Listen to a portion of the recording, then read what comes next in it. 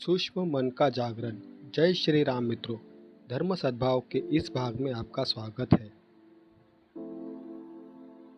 जागरूक अवस्था में मनुष्य जो करता है, जो सोचता है, कल्पनाएं करता है, वह मन द्वारा ही करता है। नींद में मनुष्य जो स्वप्न देखता है वह सूक्ष्म मन से देखता है। सूक्ष्म मन के तरंग काल्पनिक विचार बनकर एक चलचित्र के भांति दिमाग पर छाप छोड़ते हैं। यही स्वप्न बन जाता है। सूक्ष्म मन को सूक्ष्म शरीर भी कहते हैं। इसलिए जागरूक अवस्था में स्थूल शरीर के विचारों का संचालन मन से और सूक्ष्म शरीर के विचारों का संचालन सूक्ष्म मन से स्वप्न में होता है। इसके अलावा तीसरा कारण का शरीर का कारण मन भी होता है। जागरूक अवस्था में मनुष्य के शरीर पे यह सब तीनों कार्य करते हैं, लेकिन ज़्यादातर स्थूल मन ही कार्यरत रहता है। दूसरे दो मन का व्यक्ति को पता ही नहीं चलता और सारी उम्र इसी स्थूल शरीर के मन के विचारों के भ्रमजाल के अधीन मनुष्य जीवन बिताता है।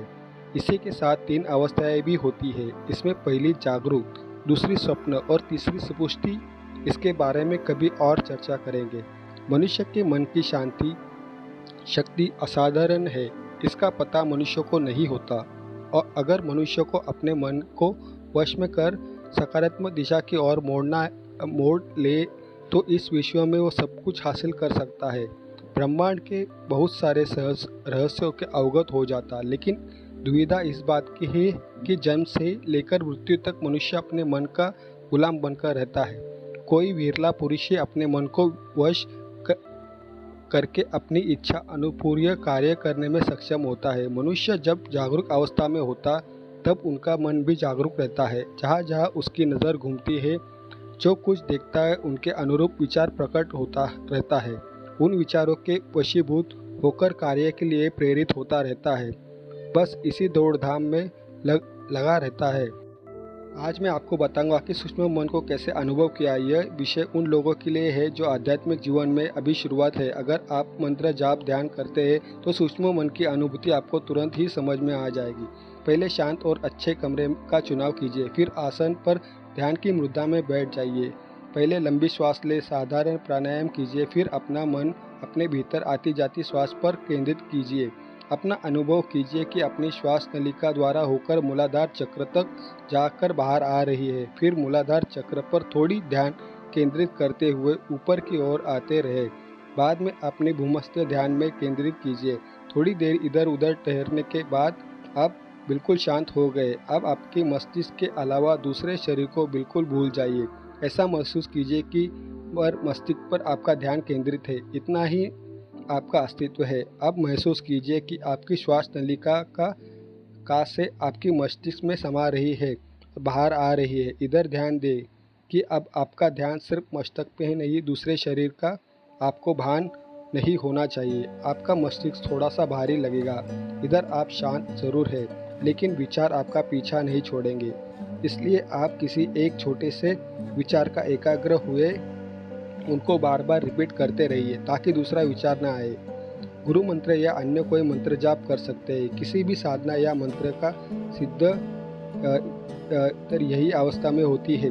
आपको नींद आने लगेगी। अगर नींद आ गई तो आपका स्थूल शरीर मन भी अस्त हो जाएगा। दूसरी तरफ सूक्ष्म मन का उदय हो जाएगा और आपको जो विचार आप बार बार पकड़ कर बैठे हैं वही विचार आगे बढ़ स्वप्न बन जाएगा। कुछ सेकंड बाद फिर आपका जाओगे और तुरंत स्वप्न टूट जाएगा। तब आपको भान होगा कि ज़रा सी नींद आ गई थी।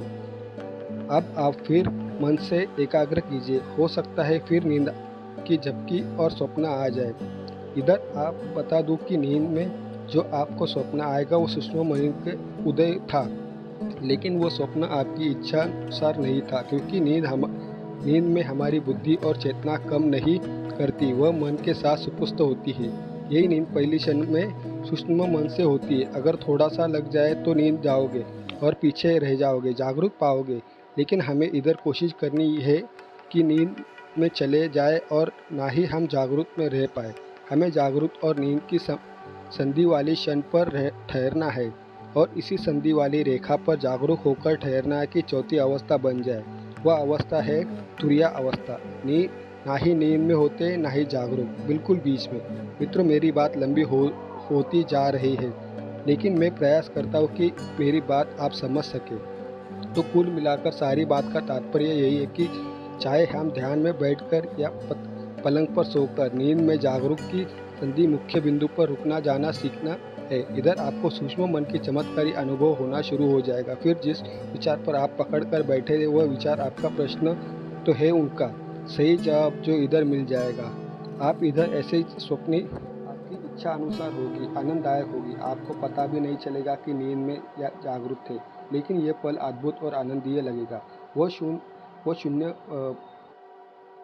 यह सूक्ष्म ब्रह्मांडीय ऊर्जा से जुड़ा हुआ रहता है और कभी कभी किसी को झूठी सलाह देता है। इस मन में पूर्व जीवन का डेटा समाहित रहता है। अगर कोई व्यक्ति तंत्र क्रिया से, भूत प्रेत से बाधित है, सभी एलर्जी से मन जुड़ी रहता है और इसलिए ऐसे बाधा ग्रसित लोग सोते हैं तो नींद में कुछ आने के क्षण बाद डर कर जाग जाते हैं। उनको परछाई या गलत एनर्जी का भास होता है। यही नकारात्मक एनर्जी मनुष्य के होरामंडल में कुछ काले धब्बे बना देती है। सतत मंत्र जाप, किसी दिव्य स्थान पर पीपल की परिक्रमा सूक्ष्म मन की नकारात्मक एनर्जी को शुद्ध करता है। यह सनातन धर्म में वैज्ञानिक बात है, हमें समझना चाहिए। कुछ लोग इसी सूक्ष्म मन की आवाज़ को आत्मा की आवाज़ भी कहते हैं। यह जागरूक अवस्था में समय समय पर महसूस किया जा सकता है, लेकिन प्रैक्टिस की ज़रूरत होती है। किसी प्रश्न का जवाब चाहिए तो इस आस्था में जाना जा सकता है। अगर जाकर अपने स्थूल शरीर के बाहर भी निकल सकोगे, फिर सूक्ष्म मन की यात्रा भी कर सकोगे। सूक्ष्म मन में कदम रखते ही साधक को कभी कभार डरावने अनुभव होते हैं। अगर साधक ही कोरोमंडल में सकारात्मक ऊर्जा है तो डर लगेगा ही। अगर नकारात्मक ऊर्जा से पहले उनको डर में अवश्य लगेगा।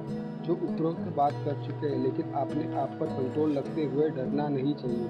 इधर वाइब्रेशन और झटका भी लग सकता है। ब्रह्मांड की ध्वनि और बम विस्फोट जैसी गहरी आवाज़ तभी सुनाई देती है। आपने भूतकाल में जीवन की झांकी के चलचित्र और आवाज़ भी सुनाई देती है। कोई अटपटी भाषा भी सुनाई देती है। यह आध्यात्मिक की पहली अवस्था है। इससे ज़्यादा कुछ होती है नहीं, सिर्फ ये शुरुआत ही है। तो अभी आपको और आगे जाना है। आज के लिए इतना ही। आपको ये जानकारी कैसी लगी हमें कमेंट में अवश्य बताएं। अगर वीडियो पसंद आया हो तो इसे लाइक करें और अपने मित्रों के साथ शेयर करें। धन्यवाद मित्रों।